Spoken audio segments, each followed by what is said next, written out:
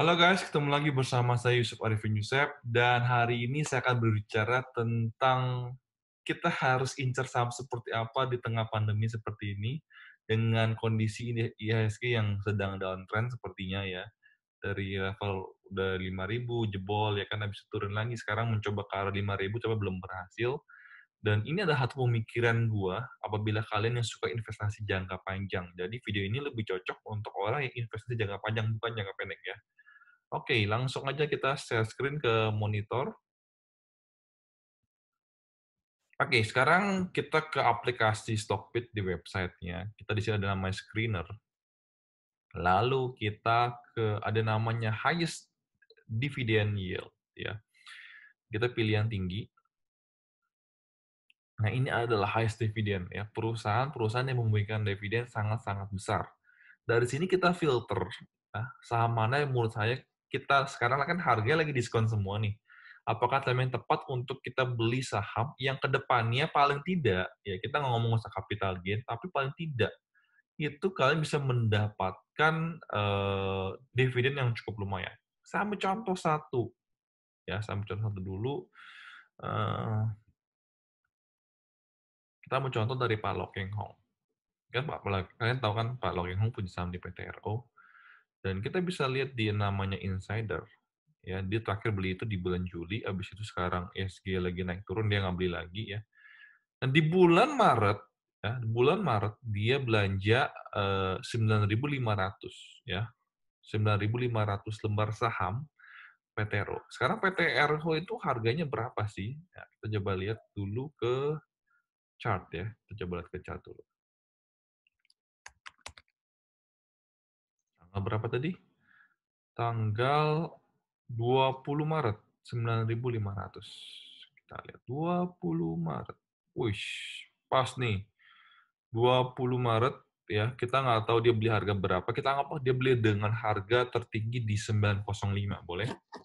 905 ya. Dia beli kemarin itu berapa lembar saham? 9.500 lembar saham. Atau sekitar 8.500.000. Ini kayak uang jajan nih, Pak. Kayak uang jajan. Oke, nggak apa ya. Berikutnya dibeli tanggal 23 Maret nih, baru beli banyak nih. Sabar, 23 Maret nih, di sini nih ya, udah naik ya. Anggap dia beli dengan harga tertinggi deh, di 1.050. Nah, dia beli banyak nih hari ini. 23 Maret dia beli 375 lembar.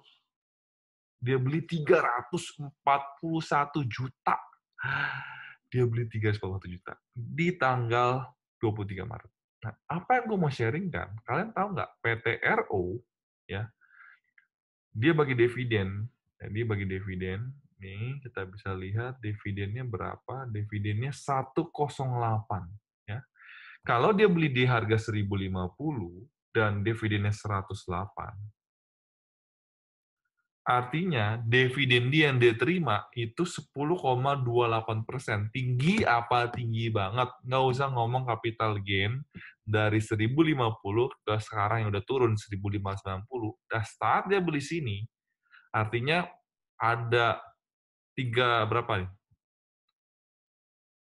Tadi mana? Ada 300 lembar saham, 300.000 lembar saham yang dia miliki dengan dividen yield 10%. Ya. Bahkan kalau dia beli kemarin tanggal 20 Maret, dividen yield-nya lebih tinggi lagi. Karena dari perusahaan ini membagi dividen tuh nggak peduli kalian belinya di berapa, harga berapa. Yang penting per lembar saham saya kasih berapa. Itu kan. Per lembar saham dikasih 100, berapa tadi? 108. Kalian beli di harga berapa itu saya nggak peduli. So, average Pak Lo Keng Hong ada dapat dividen yang mungkin cuma 5%, tapi ada dapat dividen yang 10%. Kenapa? Karena dia beli ada di harga yang murah banget. Nah, sekarang kan lagi pandemi, kita bisa nyari ya mungkin yang dividennya tinggi tapi sahamnya bagus, bukan saham gorengan, dan kita pas mau jual lagi mungkin pas capital gain aman.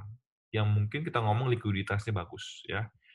Pertama MFFI. Sorry, gua nggak ngikutin. Ya, tapi kita lihat aja sekilas. Perusahaan seperti apa sih? MFMI ya. Harganya di 510 ya. Eh, kita coba lihat tahunannya. Pas Maret nih sempat naik ya, naik turun lagi datar, kurang lebih datar. Nah, menurut gua kunci lihat ini bagus apa nggak bagus, kita ngeliat di order book-nya. Kita bisa ngeliat di sini, lihat nggak nih? Yang mau beli sahamnya dikit banget, yang mau jual juga dikit. Nah, gua nggak rekomendasi saham seperti ini, karena nggak nih ada orang juga nih, sahamnya nggak liquid, aneh cuman beli sedikit ya. Jadi saham seperti ini menurut gua tidak dianjurkan beli karena tidak liquid. Berikutnya adalah LPPF. Ini Matahari Department Store. Ya, cukup besar bagian 36%, kebetulan. Cuma kita nggak tahu apakah memang rutin seperti itu atau tidak. Kita lihat harga per 1 tahun terlebih dahulu ya. Lagi downtrend banget nih, nggak sempat naik bahkan. Masih turun. Kalau tadi beda sama MI ya. Sempat naik, sempat turun lagi. Tapi ini LPPF turun terus. Jadi menurut gua nggak anjurin juga. Dan kita bisa lihat di sini juga antriannya juga cukup sedikit, gitu ya. Jadi gue juga nggak menganjurkan beli MPPF. Nah, berikutnya gue anjurin yang gue kenal aja ya, gue kenal. Karena terlalu banyak. Nah, Dimas nih. Ini Puri Delta Mas kalau nggak salah Dimas ya. Kita lihat Dimas. Langsung aja kita buka dari sini biar lebih cepat. Gue sempat bikin video YouTube-nya juga kalau nggak salah. Dimas Puri Delta Mas. Ada di Bekasi mereka. Kita ngeliat nih, belinya banyak, yang jualnya juga banyak. Misalnya paling tidak liquid terlebih dahulu ya. Berikutnya dari harganya kita ngelihat ada fluktuasinya, ada turun, naik lagi, naik lagi. Ini ya, ini yang gue gue suka seperti ini sahamnya ya. Yang kita bisa ngeliat ini juga masuk ke Kompas 100, artinya perusahaan ini paling tidak oke ya kita ngomong ya. Kita nggak tahu karena nggak ada yang tahu masa depan guys. Paling tidak dibandingkan dengan LPPF dan tadi eh, apa nih MFMI lebih aman ya secara likuiditas dan secara perusahaan yang kita tahu. Berikutnya kalau mau lagi menurut gue PTBA ya. Ini ya kita tahu ini pada perusahaan daripada negara kita, Persero, dan kemarin memang bagi dividen cukup banyak, dan ini ada masuk ke LQ45 juga, berarti bukan saham biasa, dan kita bisa lihat bid dan offernya cukup tebal, aman, ya kita lihat harganya juga per tahun, ya naik turun, ini yang bagus seperti ini naik turun gitu, jangan turun terus gitu, atau ya datar itu juga nggak bagus kan. Atau lagi deh kita pilih satu lagi ya INDR, gue nggak tahu ITMG ini juga perusahaan pertambangan juga kalau nggak salah. Berikutnya ada IPCC yang gue tahu ya. Berikutnya ada BJBR. Udah dah, jangan banyak-banyak, 5 aja cukup ya. IPCC ini saham second liner ya, saham second liner karena nggak lihat ya, nggak ada di Kompas 100 juga, nggak ada di Alki 45 juga. Tapi bid dan offernya menurut gue cukup oke, dan harganya menurut gue masih cukup oke naik turunnya ya. Berikutnya kita ke BJBR, ini saham yang gue invest dan masih minus 19%, tapi gue nggak peduli, I don't care. Ya, bidnya kurang begitu bagus, ya sampai 845 juga, offernya cukup banyak, masih oke menurut gue BJBR. Dan kita ngeliat harganya kurang lebih seperti ini, masuk ke Kompas 100 juga, Infobank 15, so menurut gue perusahaan ini juga oke. Ya jadi kalau menurut gue sekilas doang ya, kalau kalian mau beli saham yang gue nggak peduli deh, gue nggak pengen lihat terus-terusan chart harganya berapa setiap hari, gue invest ke depannya dan menurut gue perusahaan ini mungkin bagus. Secara sekilas aja, gue nggak ngeliat pernya, gue nggak PBV-nya, gue cuma berdasarkan high dividennya doang, gue bisa ambil 5 perusahaan ini. Secara simpel doang. Dari 5 ini kalian bisa analisa lagi pernya seperti ada, PBV seperti apa ya, seperti BJBR gue udah bilang, ini saham murah banget, tapi yang murah itu belum tentu naik, ya kan? Yang murah belum tentu naik, ya. Karena itu makanya Anda harus menggabungkan fundamental dan teknikal. Nggak ada, nggak, maksudnya menurut gue gimana ya? Kalau sekarang cuma mengandalkan fundamental doang, ya fundamental saham BJBR di 1150 juga masih murah banget gitu ya. Masih bagus banget. Apalagi sekarang di harga 800-an. Lebih murah lagi kan? Lebih murah lagi kan? Nah, menurut gua sekarang ini adalah chart daripada BJBR. Tadi dari BJBR, baru kita ke Dimas boleh ya. Ini adalah menurut gua, kalau kalian mau beli saham BJBR, menurut gua sekarang timing yang cukup tepat kali ya. Nggak ada yang tahu masa depan BTW. So, kalau kalian mau beli, ya belilah dengan di harga murah nih di 860 ya, 860, 855 itu udah harga lumayan murah di BJBR nih. Ya. Harga cukup murah di BJBR dan sekarang lagi trend line-nya kita bisa lihat trend line-nya ya. Harusnya udah break minoritas trend line ya. Udah break minoritas trend line. Habis itu kita lihat major trend line-nya. Kurang lebih aja sekilas. Masih belum ya. Masih belum melewati di sini. Kalau dia di sini artinya dia sudah melewati ininya. Coba kalau kita ubah garis ini masih aman juga ya. Kalau kita ubah masih dalam kategori yang cukup aman. So kalau menurut gue jangka panjang setahun ke depan aja ya, setahun ke depan. Gue mau kasih tahu dulu cara ngelihat ngebandinginnya. Kita lihat BJBR ya. BJBR di sini kalau nggak salah ada di corporate action. Nih, kita lihat ya. Dari 2016 ke 2020 selalu di 80-an sampai 90-an, bahkan selalu naik nih 94. Anggap aja sekarang saya beli di 800, harga terakhir nih, harga terakhir berapa tadi? Harga terakhir di 880 ya. Jadi kalau kalian beli dengan harga 880 dengan dapat dividennya 80 deh, nggak usah tinggi-tinggi. Ini paling rendah juga 884 ya, 84 deh. 84 dibagi 880. Dapat dividen 9,5%. Ya. Itu udah enak banget, guys. Jadi bagi yang tahu gua minus ya, bagi yang tahu gua minus, gue biarin kenapa? Karena gue beli di 1100. Ya, ada video ini di sebelah sini nih. 1100 ya, kalau gue 84 dapat 1100. Dividen gue masih 7,6%. So, I don't care kalau sahamnya turun, karena dividen masih bagus banget gitu ya. Gue nggak peduli gue minus ya. Minusnya juga cuma sedikit lah. Ya. Dapat dividen 7,6%, masih bagus. Jadi kalau mau nambah, nambah di sini. Menurut gue kalau mau nambah, nambah di sini.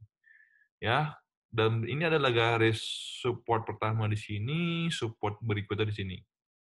Hati-hati kalau dia jebol daripada harga 835 karena mungkin bakal ke sini. Kalau dijebol lagi, mudah-mudahan jangan jebol lah ya. Ya kalau jebol juga bagus sih. Kita beli harga 750-an gitu ya, dan dividennya belasan persen, bukan 10% lagi, belasan persen. Jadi ini adalah menurut timing yang tepat ya. Kita nggak ada yang tahu besok tuh bakal naik, mau turun, I don't care. Kalau kalian tahu perusahaan ini dividennya tinggi ya, walaupun gua capital gain-nya sekarang belum untung, nggak apa-apa ya. Tapi ya gue berharap dari sini nanti bisa untung ke sini, dapat dua, dapat capital gain, dapat dividen. Itu yang gue inginkan. Iya. Pertama BJBR. Thank you BJBR ya. Gue setting dulu di awal ya. Mudah-mudahan dividen tahun depan tetap aman. Karena setahu gue perusahaannya sekarang masih sehat banget. Oke BJBR kita close biar nggak banyak-banyak. Berikutnya IPCC.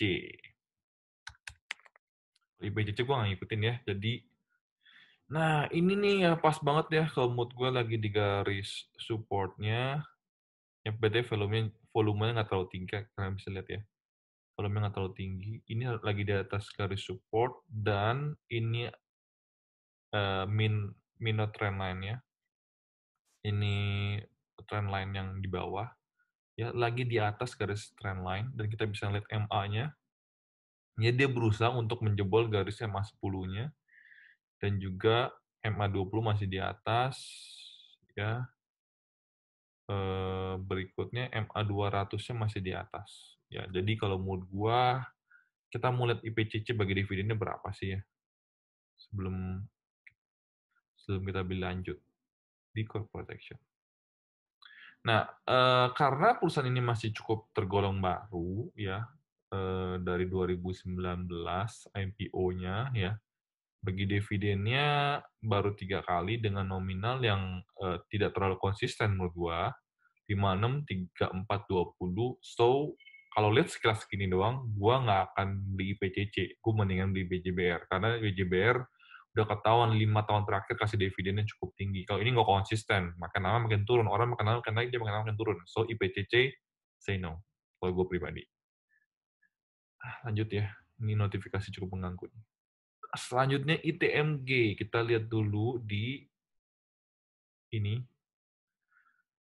ITMG juga nggak konsisten, kalau kita bisa lihat ya, harganya 1.300, 1.800, 2.000, 705, 570, tidak terlalu konsisten. Tapi lumayan menarik karena dia di LQ45 dan Kompas 100. Coba kita lihat dulu aja ya. Kita ambil yang terendah deh, 570. Kalau kita beli 570, sekarang ITMG. Kebetulan yang gue sampaikan di video sebelumnya ya. Ya. Sekarang kalau kita misalnya beli di harga 8.025 ya. Ya kurang lebih lah kalau kita bisa beli harga di 8.025 di 570 dibagi 8.025. 7,1%, 7,1% dengan potensi naiknya cukup besar juga sebenarnya. Kalau kalian mau suka sektor pertambangan, ini mungkin salah satu saham yang mungkin boleh kalian koleksi. Ya, cuman kalian harus punya dana yang lebih banyak karena harganya juga lebih mahal kan, 8.125. Tapi kalau kalian misalnya mau nyicil-nyicil, setiap bulan cuma punya berapa ratus ribu, kayak lebih cocok PJBR. Jadi kalau gue sendiri, karena gue kurang begitu ngerti tentang pertambangan juga, gue lebih suka di BJBR daripada ITMG. Kalau IPCC yang udah tadi kita out kan ya. Dan ini adalah garis supportnya. Kalau kalian mau beli, bisa beli di area 8.025-an tadi ya. Ini kalau mau stop loss di daerah sini, karena kalau dia jebol mungkin dia bakal turun lagi ke daerah sini. Ya, mudah-mudahan turun aja. MA10 berusaha menjebol tapi belum. MA20 berusaha menjebol juga. MA200 di atas masih downtrend. So, ITMG menurut gua so-so. Ya, BTW gue mau lihat BJBR tadi. BJBR di uptrend apa downtrend?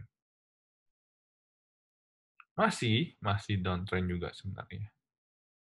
Oke, lanjut. BTW ini MA100 nya ngejagain banget ya, supaya dia nggak jebol daripada MA100 nih. Berikutnya PTBA. Wah, ini lebih favorit PTBA daripada ITMG secara nama gitu ya. Wah, konsisten guys. 200-an sampai 300-an. So, gue ambil rata-rata 280 aja ya. 280. Kita lihat harga sekarang PTBA. Ya. Sekarang harga terakhir di 1.970 dengan dividen 280. Dividennya 14,21% guys. Di harga sekarang aja, di harga sekarang 970 dengan dividen yang gua nggak hitung tinggi, gua nggak hitung 320-an, gue hitungnya 280 guys. Ya artinya itu adalah 5 tahun terakhir, itu harga terendah yang gua ambil loh. Itu aja masih bisa 14%. So, kalau gua sekarang gue pilih BJBR, kedua pilih PTBA. Lebih menarik, PTBA lebih jauh lebih menarik daripada ITMG guys. Oke, kita ngelihat MA200-nya masih di atas juga, masih downtrend juga. MA10-nya juga lagi mencoba menjebolkan ya. MA20 juga sama. So, kalau gue boleh gambar garis support dan resistennya, sekilas saja, coba gue coba lihat. Ini ada volume yang besar ya. Di sini ada volume yang besar. Oke, ini adalah BTW di sini dia sedang downtrend ya. Cep, cep, cep, cep. Kita coba gambar garis trendline. Tapi ini lebih sideways sebenarnya sih. Ya, lebih sideways. Jadi nggak usah digambar, karena lebih sideways. Kita coba gambar garis di bawah. Kalau sini udah jebol, kita akan mengambil garis di sini. So, ini masih dalam kategori yang aman. So, kalau menurut gua sekarang it's time to buy PTBA, I say yes. Dan kalaupun jebol lagi di areanya, dia bakal di area sini, guys. Pun kalau minus, kita beli di sini, minusnya baru sekitar 7%-an. 8% lah. Masih mending daripada BJBR, gue minus 15% kan, ini masih minus cuma 7,5%. Itu pun kalau kalian bisa beli di bawah sini, artinya dividennya makin tinggi lagi, guys. Makin tinggi lagi. Jadi ini hal yang bagus gitu loh. Dan kalau kita lihat, ini adalah satu chart yang bagus banget nih, guys. Kita ngelihat tanggal 1 Oktober hijau dan tanggal 2 Oktober ini kotak merahnya itu melebihi daripada candle yang di tanggal 1 Oktober. So, ini harusnya merah lagi. It's time to buy PTBA karena kenapa? Karena dividennya sangat menggiurkan 14%. Taruh aja, nggak usah peduli capital gain, taruh aja buat dividen, guys. Oke, kita lanjut ya. Semangat banget nih ngomong dividen kayaknya. Terakhir, Dimas. Dimas 3 tahun terakhir konsisten 21. Ini setahun bagi 2 kali, enggak deh. Cuman kebetulan ini nggak tahu kenapa bagi 2 kali nih. Tapi di biasanya cuma bagi sekali. Ih, sempat bagi 3 kali juga nih. Ini perusahaan suka-suka dia kayaknya. Ada yang bagi 2 kali, ada yang bagi 2 kali, ada yang bagi sekali. Whatever, bagi 2 kali lebih seneng pemegang sahamnya. Nggak apa-apa, ini cuman datanya kita kurang bisa ngambil akurat. Kenapa? Karena dividen dibagikan naik turun kita nggak tahu. Anggap kan kalau amit-amit 6,5 deh. Ya coba kita coba Dimas baru naik nih kemarin. Ya, baru naik ke harga 210. Kalau 6,5 bagi 210 itu baru 3%, guys. Nggak menarik. Tapi kalau misalkan dividennya bisa kayak tahun lalu, tahun ini 21, ya 21 dibagi 210, itu 10%. 10%, lumayan. Dan kalau dibagi 2 kali, sebenarnya 20%. Kalau dibagi dua kali. Ya, jadi gue nggak tahu nih kenapa dia baginya eh, suka-suka dia gitu ya. Whatever, kalau dari 5 perusahaan ini, mungkin gue pribadi akan coba beli PTBA, nomor kedua adalah BJBR, ketiga mungkin Dimas. IPCC gue coret, ITMG gue nggak mau. Jika 3 doang, urutan gue adalah PTBA. Dan BJBR gue udah punya, jadi gue nggak peduli. Dan gue akan melirik berikutnya adalah Dimas. Kalau menurut gue pribadi, ya skenario untuk Dimas ini mana ya? Skenario untuk Dimas. Ya, skenario pertama turun lagi, so akan naik lagi, dan kita berharap dia bisa naik ke arah sini. Itu skenario pertama. Hilang.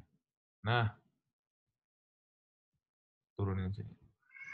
Inilah skenario pertama yang gue harapkan. Dan skenario kedua yang gue harapkan juga adalah, ya di sini masih naik dulu. Karena sini. Langsung. Ya.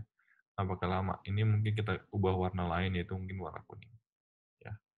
Inilah dua skenario yang mungkin terjadi untuk Dimas. Atau mungkin skenario terburuk lagi, dia bisa downtrend lagi, turun lagi, dan area support berikutnya mungkin ada di sebelah sini. Ya, artinya dividennya makin besar lagi kalau kalian di situ. So, mungkin kalian bisa nantikan video gue berikutnya. Mungkin gue beneran akan beli PTBA. Dan itu yang gue mungkin yang bisa gue janjikan. Gue nggak mau hanya sekedar ngomong-ngomong doang, tapi tidak dibuktikan. Ini sama yang menarik ya. Dengan kondisi sekarang ini, it's time to buy PTBA, dividennya bakal sangat tinggi banget. Dan histori harusnya nggak bohong karena PTBA selalu memberikan dividen yang cukup tinggi. Dan nanti, ya kita lihat tahun depan pasti mau bagi dividen lagi. Kapan sih dia bagi dividen?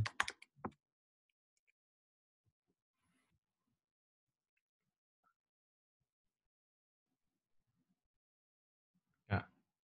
Tanggalnya nggak menentu nih, antara April dan Juni. Biasanya sih April Mei ya. Biasanya dia April Mei, kalau nggak ada corona dia April Mei ini kayaknya.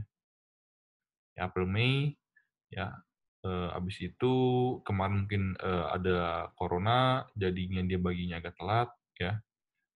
Jadi di tanggal Junian, tapi menurut gua ini kalau April, Mei itu nggak lama lagi, guys. Cuman sekitar, ya setengah tahunan lah kurang lebih ya, setengah tahunan lebih dikit, kalian udah bisa menghasilkan panen. Kan kalau ini video hari ini kan buat khusus investor ya, yang nggak usah ngomong perusahaan seperti apa, nggak usah ngeliat BBV, nggak usah ngelihat PR-nya, ya pilihannya adalah PTBA number one, number 2 adalah BJBR. Kalau kalian, kita lihat PTBA sekilas deh, biar tahu kondisi keuangannya seperti apa.